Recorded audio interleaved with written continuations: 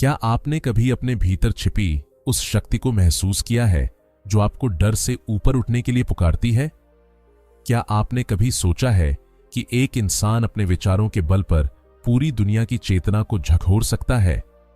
जब मन थक जाता है, जब आत्मा सवाल करती है और जब जीवन अर्थ ढूंढता है, तभी कुछ आवाजें समय के पार से सुनाई देती हैं।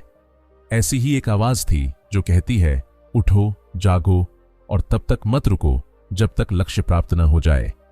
ये कहानी केवल एक व्यक्ति की नहीं है। ये कहानी है उस ज्वाला की जिसने भारत की आत्मा को फिर से पहचान दिलाई। यह कहानी है एक ऐसे सन्यासी की जिसने भगवा वस्त्र पहनकर भी निर्भय होकर संसार को देखा, समझा और चुनौती दी। आज हम उस व्यक्तित्व की यात्रा पर निकल रहे हैं जिसने कहा था कि हर आत्मा स्वयं में दिव्य है और उसी दिव्यता को पहचानना ही जीवन का उद्देश्य है। यह कहानी है स्वामी विवेकानंद की। 19वीं शताब्दी का भारत, जहां एक ओर आध्यात्मिक परंपराएं थीं तो दूसरी ओर गुलामी की जंजीरें। जहां मंदिरों की घंटियां थीं वहीं आत्मविश्वास की कमी भी थी। ऐसे समय में एक युवा सन्यासी खड़ा हुआ और उसने दुनिया से कहा कि भारत केवल अतीत की स्मृति नहीं बल्कि भविष्य की संभावना है। उसने धर्म को कर्म से जोड़ा, ध्यान को सेवा से जोड़ा और आत्मा को समाज से जोड़ दिया। कल्पना कीजिए उस क्षण की, एक मंच, हजारों श्रोता, अलग अलग देशों के प्रतिनिधि और बीच में खड़ा एक भारतीय सन्यासी। उसकी पहली पुकार, मेरे अमेरिकी भाइयों और बहनों, और पूरा सभागार तालियों से गूंज उठा। यह केवल भाषण नहीं था, यह सदियों से दबे आत्मसम्मान की उद्घोषणा थी। उस एक क्षण ने दुनिया की दृष्टि बदल दी, भारत को देखने का नजरिया बदल दिया।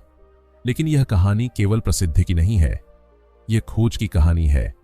ईश्वर की खोज, आत्मा की खोज और मनुष्य की खोज।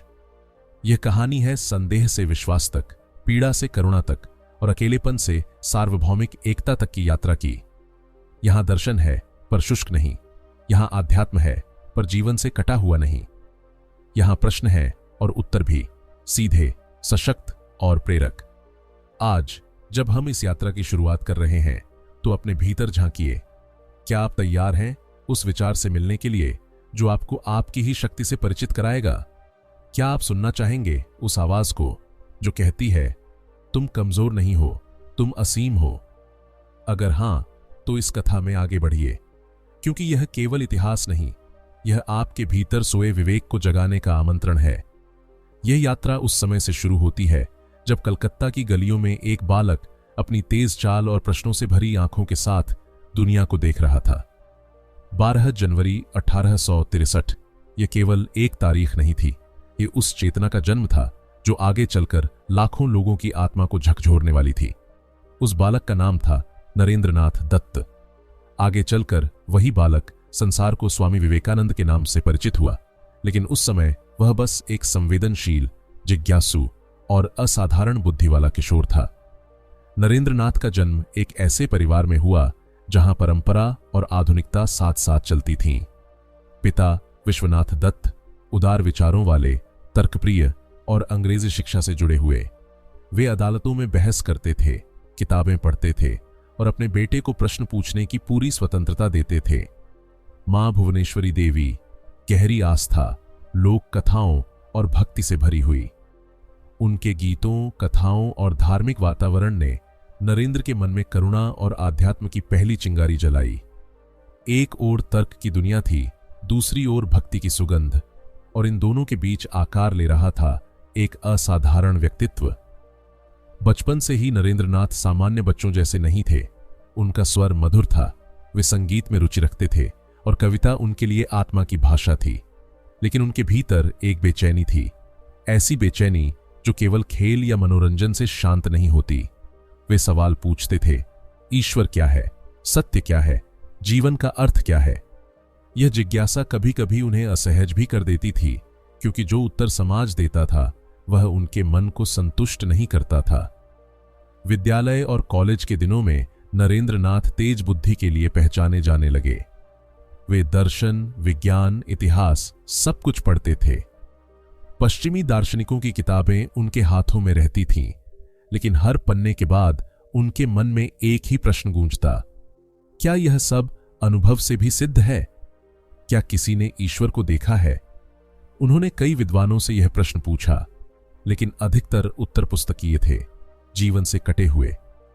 युवावस्था में प्रवेश करते करते उनके भीतर संशय और गहराने लगा। कभी कभी वे नास्तिकता की सीमा तक पहुंच जाते, तो कभी गहरी आस्था उन्हें घेर लेती। यह द्वंद्व उनके मन को थका देता था। वे रातों को बेचैन रहते। आत्मा को कोई ठोस अनुभव चाहिए था, ऐसा अनुभव जो शब्दों से परे हो। यही खोज उन्हें उस स्थान की ओर ले गई जहां उनका जीवन हमेशा के लिए बदलने वाला था। दक्षिणेश्वर का काली मंदिर यह केवल एक धार्मिक स्थल नहीं था, यह उस मुलाकात का साक्षी बना जिसने नरेंद्रनाथ की दिशा तय कर दी। वहां उन्होंने पहली बार एक ऐसे संत को देखा जिनकी आंखों में अद्भुत शांति थी और जिनकी बातों में अनुभव की गहराई। वह संत थे रामकृष्ण परमहंस। पहली ही मुलाकात में नरेंद्र ने वही प्रश्न पूछा जो वे वर्षों से पूछते आ रहे थे, क्या आपने ईश्वर को देखा है? उत्तर तुरंत मिला, हां, जैसे मैं तुम्हें देख रहा हूं, उससे भी अधिक स्पष्ट रूप से। यही उत्तर तर्क नहीं था, यह अनुभव की घोषणा थी। नरेंद्र चकित रह गए। उन्हें पहली बार लगा कि शायद उनकी खोज को दिशा मिल सकती है। फिर भी उनका संशय तुरंत समाप्त नहीं हुआ। वे बार बार रामकृष्ण के पास जाते, बहस करते, प्रश्न उठाते। रामकृष्ण मुस्कुराते, कभी चुप रहते, कभी प्रेम से समझाते। यह कोई गुरु शिष्य संबंध नहीं था, यह दो आत्माओं का संवाद था, एक खोज में, दूसरी अनुभूति में स्थित। इसी बीच जीवन ने नरेंद्र की परीक्षा लेनी शुरू कर दी। पिता का अचानक निधन हो गया। परिवार आर्थिक संकट में डूब गया। जिस युवक के मन में दर्शन के प्रश्न थे, अब उसके सामने रोजमर्रा की चिंताएं थीं, भोजन, नौकरी, सम्मान। वे दर दर भटके, अपमान झेले, लेकिन कहीं भी मन टिक नहीं पाया। इन कठिन दिनों में भी वे रामकृष्ण के पास जाते रहे, कभी सहायता के लिए, कभी शांति के लिए। रामकृष्ण उन्हें केवल सांत्वना नहीं देते थे, वे उन्हें भीतर की शक्ति की याद दिलाते थे। इन संघर्षों के बीच नरेंद्र का हृदय धीरे धीरे पिघलने लगा। तर्क की कठोरता में अब करुणा घुलने लगी थी। उन्होंने देखा कि आध्यात्म केवल व्यक्तिगत मुक्ति नहीं, बल्कि दूसरों के दुख को समझने की क्षमता भी है। रामकृष्ण की सरलता, उनका प्रेम और उनका पूर्ण समर्पण, इन सब ने नरेंद्र के भीतर एक नया दृष्टिकोण जन्म दिया। धीरे धीरे वह युवक जो कभी केवल प्रश्नों में जीता था, अब अनुभव की दहलीज पर खड़ा था। उनकी आवाज में अब पहले से अधिक गहराई थी, उनकी आंखों में पहले से अधिक संवेदना। जीवन की चोटों ने उन्हें तोड़ा नहीं, बल्कि भीतर से मजबूत किया। यह प्रारंभिक जीवन केवल घटनाओं की श्रृंखला नहीं था, यह उस आत्मा की तैयारी थी जिसे आगे चलकर संसार के सामने खड़ा होना था। यहीं, इसी भूमि पर, इसी संघर्ष में एक साधारण से युवक के भीतर असाधारण चेतना आकार ले रही थी। अभी मंजिल दूर थी, अभी यात्रा बाकी थी, लेकिन बीज बोया जा चुका था। यह प्रारंभ था एक ऐसे जीवन का जो केवल अपने लिए नहीं, बल्कि पूरी मानवता के लिए जिया जाने वाला था। नरेंद्रनाथ का जीवन अब एक नए भीतरू प्रवाह में प्रवेश कर चुका था। बाहर से देखने पर वे वही युवक थे, तेज दृष्टि, प्रखर वाणी, प्रश्नों से भरा मन, लेकिन भीतर कुछ बदल चुका था। वह परिवर्तन शोर नहीं करता था, वह चुपचाप मन के गहरे कोनों में उतर रहा था। रामकृष्ण के सान्निध्य ने उनके भीतर यह एहसास जगा दिया था कि सत्य केवल बहस से नहीं मिलता, उसे जीना पड़ता है। अनुभव, अनुभूति और करुणा, ये तीनों अब उनके विचारों की धुरी बनते जा रहे थे। नरेंद्र के भीतर सबसे बड़ा संघर्ष यही था कि वे अंधविश्वास से घृणा करते थे, लेकिन खोखले तर्क से भी संतुष्ट नहीं होते थे। वे ऐसा सत्य चाहते थे जो बुद्धि को भी संतुष्ट करे और हृदय को भी शांति दे। रामकृष्ण उन्हें बार बार यही समझाते कि ईश्वर कोई दूर बैठी सत्ता नहीं, बल्कि हर जीव में व्याप्त चेतना है। यह विचार नरेंद्र के लिए नया नहीं था, लेकिन पहली बार उसे किसी ने जिया हुआ दिखाया था। यही अंतर निर्णायक सिद्ध हुआ। धीरे धीरे नरेंद्र को यह बोध होने लगा कि आत्मा और ईश्वर दो अलग अलग चीजें नहीं हैं। जिस शक्ति को हम बाहर खोजते हैं, वही शक्ति हमारे भीतर भी है। यह विचार साधारण लग सकता है, लेकिन उस समय के समाज में यह क्रांतिकारी था, क्योंकि अगर हर आत्मा में दिव्यता है तो कोई ऊंचा नीचा कैसे हो सकता है, कोई अस्पृश्य कैसे हो सकता है, कोई कमजोर कैसे हो सकता है। यह दर्शन केवल आध्यात्मिक नहीं था, यह सामाजिक भी था। रामकृष्ण के शरीर का क्षय शुरू हो चुका था, बीमारी ने उन्हें जकड़ लिया था, लेकिन उनकी चेतना वैसी ही निर्मल थी। उन दिनों नरेंद्र उनके सबसे निकट थे। गुरु का शरीर कमजोर हो रहा था, लेकिन शिष्य के भीतर आत्मबल जन्म ले रहा था। एक दिन रामकृष्ण ने स्पष्ट शब्दों में कहा कि उनका काम अब नरेंद्र को करना होगा। यह कोई आदेश नहीं था, यह एक मौन हस्तांतरण था, जिम्मेदारी का, दृष्टि का और करुणा का। रामकृष्ण के देहावसान के बाद नरेंद्र जैसे शून्य में आ गए। जिस सहारे से वे अपने प्रश्नों को टिकाते थे वह अब भौतिक रूप में नहीं था, लेकिन उसी शून्य में उन्हें पहली बार अपनी भीतरी शक्ति का एहसास हुआ। उन्होंने संन्यास ग्रहण किया। यह पलायन नहीं था, यह स्वयं को व्यापक करने का निर्णय था। यही वह क्षण था जब नरेंद्रनाथ से स्वामी विवेकानंद का जन्म हुआ। अब वे किसी एक स्थान के नहीं रहे। वे चले गांवों में, शहरों में, जंगलों में, पहाड़ों में, नंगे पांव, कम वस्त्रों में, केवल एक उद्देश्य के साथ, भारत को समझना। उन्होंने भारत को पुस्तकों से नहीं, पैरों से नापा। उन्होंने देखा भूख, अज्ञान, जाति, भय। मंदिरों की ऊंची दीवारों के बाहर बैठा गरीब उन्हें झकझोरता था। तब उन्हें स्पष्ट हुआ कि आध्यात्म यदि भूखे पेट को अनदेखा करता है तो वह अधूरा है। यहीं से उनके दर्शन की सबसे महत्वपूर्ण धारा सामने आती है, सेवा ही साधना है। किसी भूखे को भोजन देना, किसी अशिक्षित को ज्ञान देना, किसी दुखी को सहारा देना, यह सब उतना ही पवित्र है जितना ध्यान और जप। उन्होंने कहा कि ईश्वर को मंदिर में खोजने से पहले मनुष्य में खोजो, क्योंकि जीव ही शिव है। यह विचार उनके पूरे जीवन का आधार बन गया। विवेकानंद ने निर्भयता को आध्यात्म का मूल मंत्र बनाया। वे कहते थे कि डर सबसे बड़ा पाप है। डर ईश्वर से दूर करता है, डर मनुष्य को छोटा बनाता है। उनका आग्रह था कि अपने भीतर की शक्ति को पहचानो। कमजोरी को स्वीकार करना ही सबसे बड़ा अज्ञान है। यह विचार केवल आत्म सुधार का नहीं था, यह राष्ट्रीय चेतना का भी था। गुलामी के द्वार में यह वाक्य लोगों के भीतर आग की तरह फैल गया। उनके विचारों में वेदांत था, लेकिन जड़ नहीं। उसमें विज्ञान की स्पष्टता थी, लेकिन शुष्क नहीं। वे आत्मा की अमृता की बात करते थे, लेकिन वर्तमान जीवन की जिम्मेदारी से भागते नहीं थे। वे कहते थे कि मोक्ष केवल मृत्यु के बाद की कल्पना नहीं, बल्कि यहीं और अभी भी संभव है, जब मनुष्य भय, लोभ और संकीर्णता से मुक्त हो जाता है। इस यात्रा में उन्हें कई रातें भूखे पेट बितानी पड़ी। कई बार लोगों ने उन्हें साधारण भिखारी समझकर अनदेखा किया, लेकिन इन अनुभवों ने उनके भीतर करुणा को और गहरा किया। उन्होंने देखा कि भारत की समस्या केवल राजनीतिक नहीं, आत्मिक भी है। जब तक मनुष्य खुद को कमजोर समझेगा, तब तक कोई भी उसे दबा सकता है। इसलिए आत्मविश्वास जगाना उनके दर्शन का केंद्र बन गया। धीरे धीरे उनके शब्दों में वह शक्ति आने लगी जो केवल अनुभव से आती है। वे जहां भी बोलते, लोग सुनते, क्योंकि वे उपदेश नहीं दे रहे थे, वे अपनी आत्मा से बोल रहे थे। उनके लिए दर्शन कोई दूर की चीज नहीं थी, वह जीवन की धड़कन थी। यही कारण था कि उनकी बात किसान को भी समझ आती थी और विद्वान को भी। इस प्रकार उनके जीवन का यह चरण केवल विचारों के निर्माण का नहीं था, बल्कि स्वयं के विस्तार का था। वे अब केवल नरेंद्र नहीं रहे थे, केवल एक शिष्य नहीं रहे थे। वे उस चेतना के वाहक बन चुके थे जो मनुष्य को उसकी ही शक्ति का स्मरण कराती है। आगे की यात्रा में दुनिया उनका मंच बनने वाली थी, लेकिन उसकी जड़ें इसी आंतरिक साधना में थीं, जहां तर्क और भक्ति, सेवा और साधना, आत्मा और समाज एक दूसरे से अलग नहीं थे, बल्कि एक ही सत्य के अलग अलग रूप थे। जब विवेकानंद के विचार भीतर पक चुके थे, तब उनका स्वर संसार की ओर बढ़ने लगा। यह स्वर किसी एक ग्रंथ की सीमाओं में बंद नहीं था, यह जीवन से निकला हुआ जीवन के लिए था। उनके योगदान को समझने के लिए पुस्तकों की सूची से अधिक उस जीवंत प्रवाह को देखना जरूरी है, जिसमें उनके शब्द कर्म बनते गए और कर्म विचार।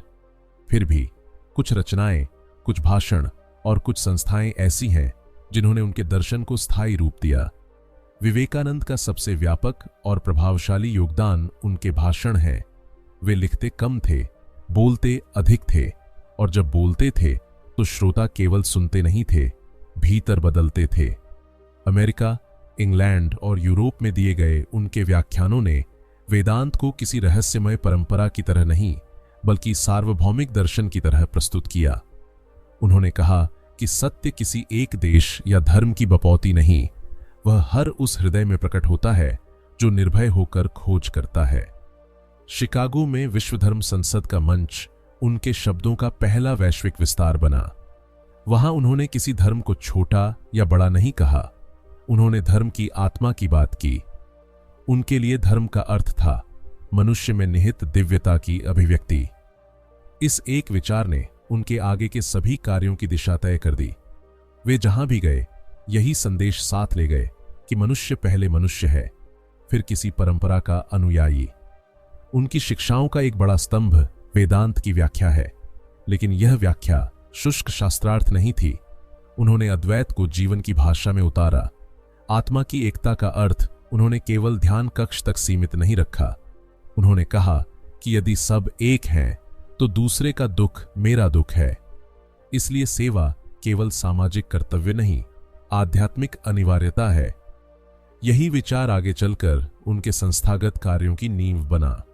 उनके भाषणों और पत्रों को बाद में संकलित किया गया, जिसे आज द कंप्लीट वर्क्स ऑफ स्वामी विवेकानंदा के नाम से जाना जाता है। यह कोई साधारण पुस्तक संग्रह नहीं, बल्कि एक जीवंत संवाद है, युवाओं से, साधकों से, समाज से। इसमें आत्मविश्वास की पुकार है, विज्ञान और अध्यात्म के बीच सेतु है, और कर्म योग की स्पष्ट दिशा है। वे युवाओं से कहते हैं कि पहले अपने शरीर और मन को मजबूत बनाओ, क्योंकि दुर्बलता से कोई महान कार्य नहीं होता। विवेकानंद का एक और महत्वपूर्ण योगदान है कर्मयोग की आधुनिक व्याख्या। उन्होंने कर्म को केवल धार्मिक अनुष्ठान से मुक्त किया।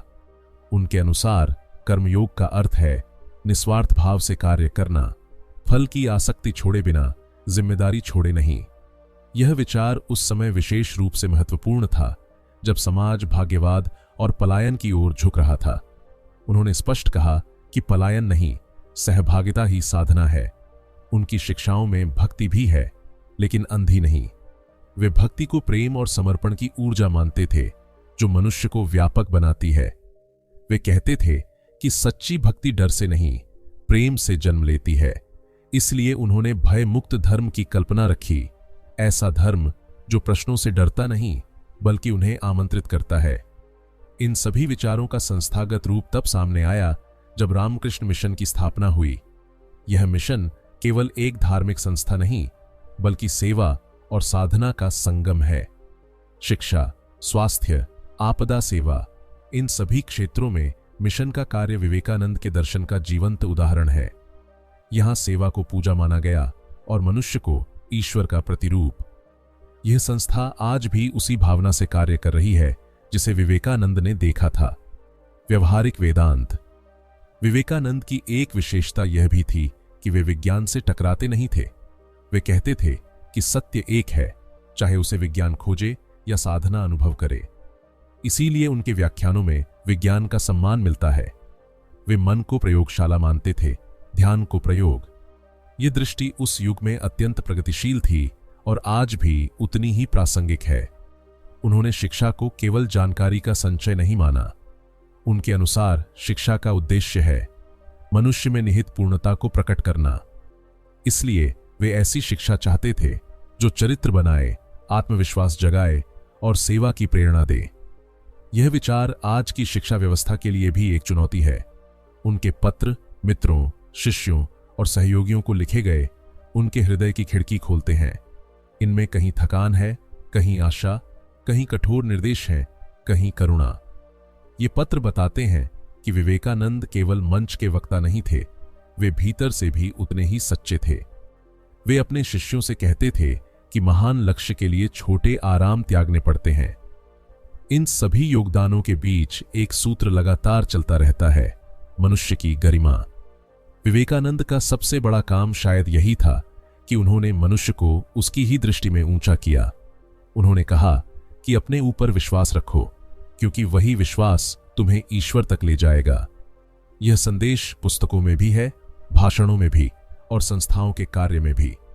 इस प्रकार विवेकानंद के प्रमुख कार्य किसी एक सूची में सीमित नहीं होते।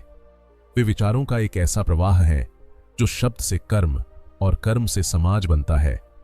उनकी रचनाएं पढ़ी जा सकती हैं, उनके भाषण सुने जा सकते हैं, लेकिन उनका वास्तविक योगदान तब समझ में आता है जब उनका दर्शन जीवन में उतरने लगे, सेवा में, निर्भयता में और उस विश्वास में कि हर आत्मा स्वयं में पूर्ण है।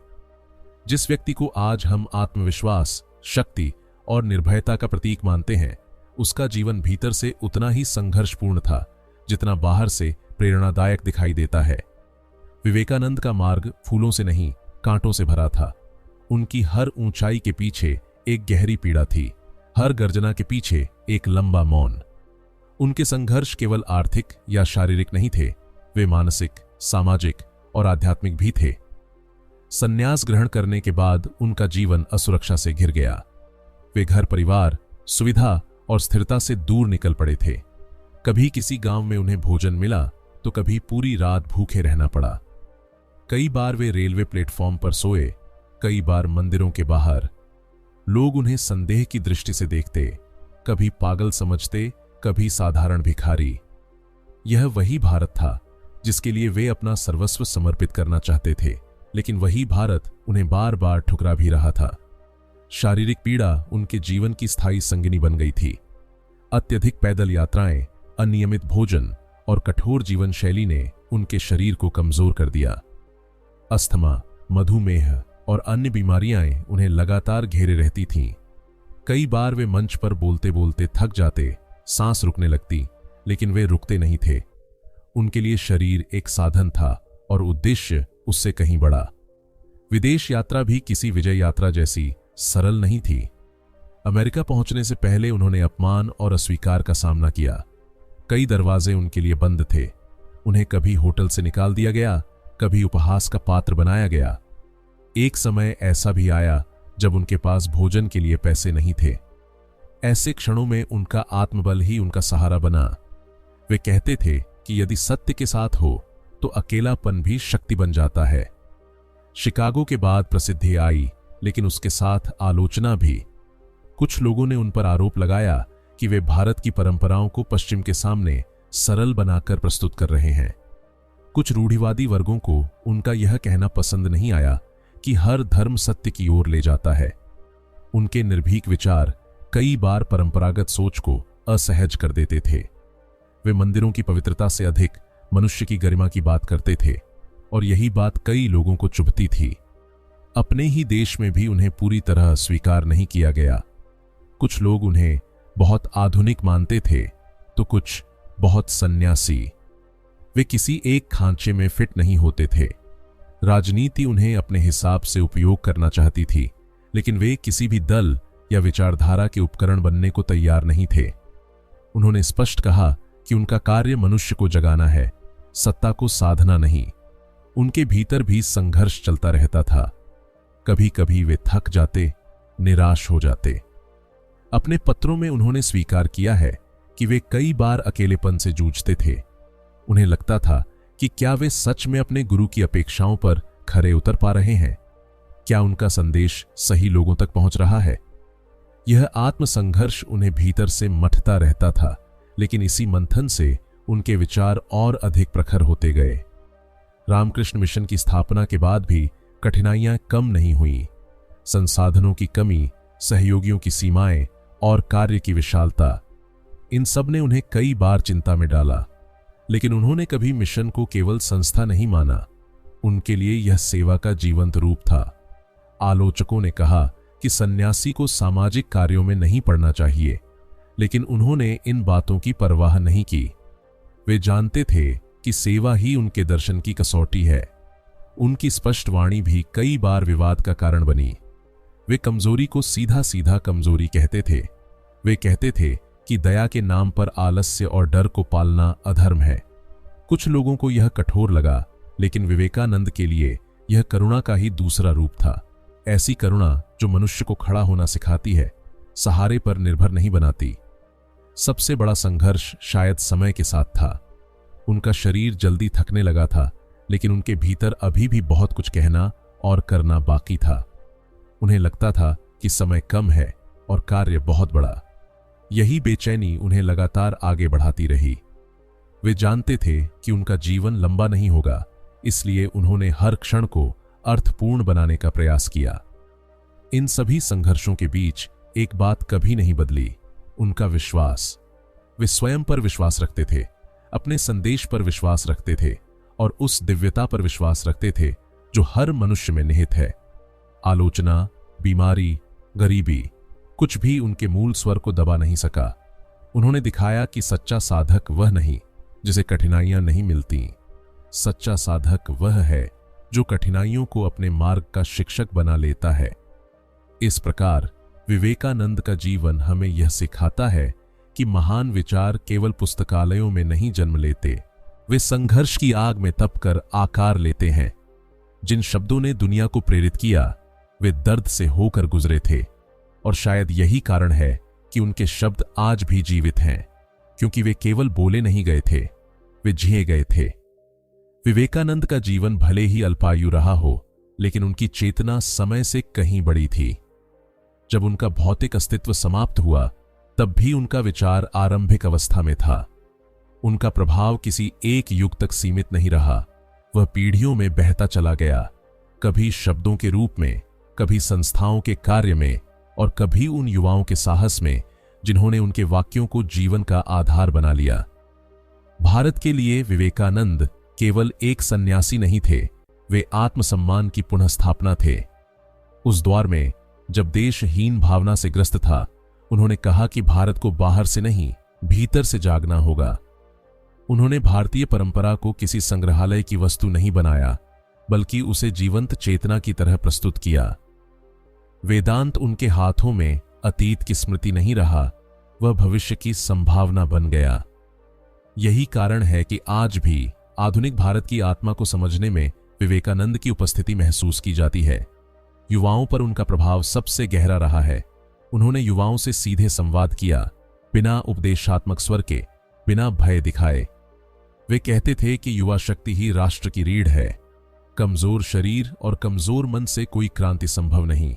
इसीलिए उन्होंने शिक्षा, खेल, चरित्र और आत्मविश्वास, इन सबको एक साथ जोड़ा। आज भी जब कोई युवा अपने भीतर सामर्थ्य खोजता है, तो विवेकानंद के शब्द अनजाने में उसका मार्गदर्शन करते हैं। उनका प्रभाव केवल भारत तक सीमित नहीं रहा। पश्चिमी दुनिया में उन्होंने पूर्व और पश्चिम के बीच एक सेतु बनाया। उन्होंने यह दिखाया कि अध्यात्म और तर्क विरोधी नहीं है। विज्ञान और साधना एक ही सत्य के दो मार्ग हो सकते हैं। इस दृष्टि ने वैश्विक संवाद को एक नई दिशा दी। धर्म अब केवल आस्था का विषय नहीं रहा, वह अनुभव और नैतिकता का प्रश्न भी बन गया। रामकृष्ण मिशन उनके विचारों का सबसे ठोस स्वरूप है।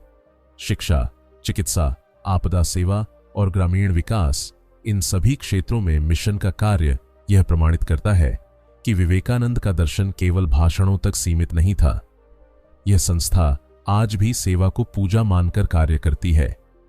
यहां गरीब, बीमार और पीड़ित को सहायता देना किसी उपकार की तरह नहीं, बल्कि आध्यात्मिक कर्तव्य की तरह देखा जाता है। यही विवेकानंद की सोच की स्थायित्व शक्ति है। राजनीतिक स्तर पर भी उनका प्रभाव अप्रत्यक्ष लेकिन गहरा रहा। उन्होंने किसी राजनीतिक आंदोलन का नेतृत्व नहीं किया, लेकिन जिन नेताओं ने आगे चलकर देश को दिशा दी, उनके विचारों में विवेकानंद की प्रतिध्वनि सुनाई देती है। आत्मनिर्भरता, साहस और नैतिक दृढ़ता, ये सब उनके दर्शन के ऐसे तत्व हैं जो स्वतंत्रता आंदोलन की मानसिक भूमि तैयार करते हैं। उन्होंने पहले मन को स्वतंत्र किया ताकि शरीर की स्वतंत्रता संभव हो सके।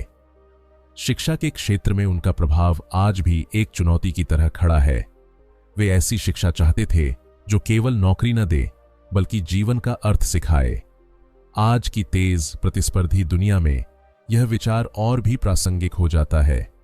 जब शिक्षा केवल अंक और डिग्री तक सिमट जाती है, तब विवेकानंद की आवाज याद दिलाती है कि सच्ची शिक्षा चरित्र निर्माण है। आध्यात्मिक दृष्टि से विवेकानंद ने धर्म को भय से मुक्त किया। उन्होंने ईश्वर को दंड देने वाली सत्ता नहीं, बल्कि आत्मा की पूर्णता के रूप में देखा। इस दृष्टि ने लाखों लोगों को अपराध बोध और डर से बाहर निकाला। उन्होंने कहा कि मनुष्य का लक्ष्य स्वयं को छोटा करना नहीं, बल्कि अपनी दिव्यता को प्रकट करना है। यह विचार आज के मानसिक तनाव और आत्मसंदेह से भरे समय में विशेष महत्व रखता है। उनकी विरासत का एक महत्वपूर्ण पक्ष यह भी है कि उन्होंने प्रश्न पूछने की स्वतंत्रता दी। वे अंधी आस्था के पक्ष में नहीं थे। वे कहते थे कि जो धर्म तर्क से डरता है वह कमजोर है।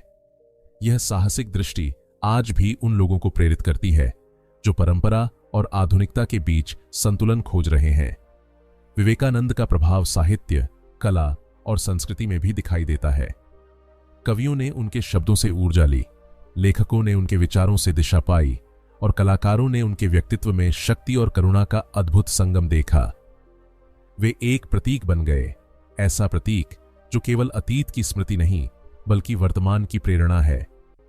आज जब दुनिया पहचान, संघर्ष और विभाजन के प्रश्नों से जूझ रही है, विवेकानंद का संदेश और भी प्रासंगिक हो जाता है। वे कहते थे कि विविधता में एकता केवल नारा नहीं, अनुभव होनी चाहिए। जब मनुष्य दूसरे को अपने ही विस्तार के रूप में देखता है, तभी शांति संभव है। यह विचार आज के वैश्विक संदर्भ में एक मार्गदर्शक की तरह उभरता है। इस प्रकार स्वामी विवेकानंद की विरासत किसी स्मारक या मूर्ति तक सीमित नहीं है, वह जीवित है हर उस मन में जो निर्भय होकर सत्य खोजता है, हर उस हाथ में जो सेवा के लिए आगे बढ़ता है और हर उस युवा हृदय में जो कहता है कि मैं कमजोर नहीं हूं। विवेकानंद आज भी हमारे समय से बात करते हैं, क्योंकि उन्होंने जो कहा था वह समय से परे था। अब जब यह यात्रा अपने अंतिम चरण में पहुंचती है, तो एक प्रश्न चुपचाप हमारे भीतर उठता है, क्या विवेकानंद केवल इतिहास की एक महान स्मृति है, या वे आज भी हमारे जीवन से कुछ कहना चाहते हैं? उनके शब्दों को अगर ध्यान से सुना जाए तो वे किसी दूर के मंच से नहीं, हमारे अपने अंतर्मन से बोलते प्रतीत होते हैं। वे हमें याद दिलाते हैं कि जीवन का सबसे बड़ा अपराध कमजोरी नहीं, बल्कि अपनी शक्ति को न पहचानना है।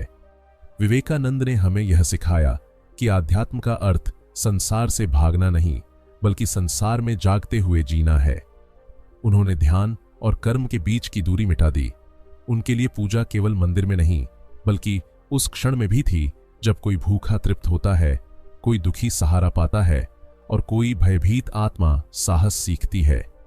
यही कारण है कि उनका दर्शन आज भी जीवित है, क्योंकि वह जीवन से कटा हुआ नहीं, जीवन में रचा बसा है। उन्होंने हमें अपने भीतर देखने का साहस दिया। जब वे कहते हैं कि हर आत्मा स्वयं में दिव्य है, तो यह कोई भावुक वाक्य नहीं, बल्कि जिम्मेदारी का आह्वान है। इसका अर्थ है कि हमें अपने विचारों, अपने कर्मों और अपने संबंधों में उस दिव्यता को प्रकट करना होगा। अपने डर को पहचान कर उससे आगे बढ़ना होगा। अपने संकीर्ण दायरों को तोड़कर व्यापक मानवता से जुड़ना होगा। आज का समय तेज है, उलझनों से भरा है, बाहरी सफलताएं हैं, लेकिन भीतर खालीपन भी है। ऐसे समय में विवेकानंद का संदेश और भी अर्थपूर्ण हो जाता है। वे कहते हैं कि सच्ची शांति बाहर नहीं, भीतर से आती है, लेकिन वह भीतर की शांति बाहर के कर्म से जुड़ी होनी चाहिए। जब मनुष्य अपने उद्देश्य से जुड़ता है, तभी जीवन में स्थायित्व आता है। विवेकानंद हमें यह भी सिखाते हैं कि प्रश्न पूछना अपराध नहीं है। संदेह अगर ईमानदार हो तो वह सत्य की ओर ले जाता है। वे अंधी आस्था के पक्ष में नहीं थे और न ही नकारात्मक नास्तिकता के। वे अनुभव की बात करते थे, ऐसे अनुभव की जो मनुष्य को भीतर से बदल दे। यही संतुलन उनके दर्शन की सबसे बड़ी देन है। अगर उनके जीवन से एक सूत्र निकालना हो तो वह है निर्भयता। भय से मुक्त मन ही सृजन कर सकता है, सेवा कर सकता है और प्रेम कर सकता है। उन्होंने कहा था कि उठो, जागो और तब तक मत रुको जब तक लक्ष्य प्राप्त न हो जाए। यह लक्ष्य केवल व्यक्तिगत सफलता नहीं, बल्कि मानवीय गरिमा की स्थापना है। आज जब आप यह कथा सुनकर अपने जीवन की ओर लौटते हैं, तो शायद आपको लगे कि विवेकानंद बहुत ऊंचे आदर्श की बात करते हैं, लेकिन उन्होंने स्वयं साधारण संघर्षों से गुजरकर ही यह ऊंचाई पाई थी। इसलिए उनका संदेश कल्पना नहीं, संभावना है, आपके लिए, मेरे लिए, हम सब के लिए। यदि आप अपने भीतर छिपी शक्ति को पहचानने का साहस करेंगे, यदि आप सेवा को अपने जीवन का स्वाभाविक अंग बनाएंगे और यदि आप डर के बजाय विश्वास को चुनेंगे, तो विवेकानंद का दर्शन आपके जीवन में उतरने लगेगा। तब वे केवल एक महान व्यक्तित्व नहीं रहेंगे, बल्कि आपके अपने मार्गदर्शक बन जाएंगे। यही इस यात्रा का सार है, यही इस कथा की आत्मा है। और अगर आपको यह कहानी भीतर तक छू गई हो, अगर इसने आपको सोचने पर मजबूर किया हो, तो इस प्रवाह से जुड़े रहिए। इस चैनल को सब्सक्राइब कीजिए ताकि ऐसी ही प्रेरक कथाएं, ऐसे ही विचार आपके जीवन की यात्रा में साथ चलते रहें और हर कहानी आपको आपकी ही शक्ति से परिचित कराती रहे।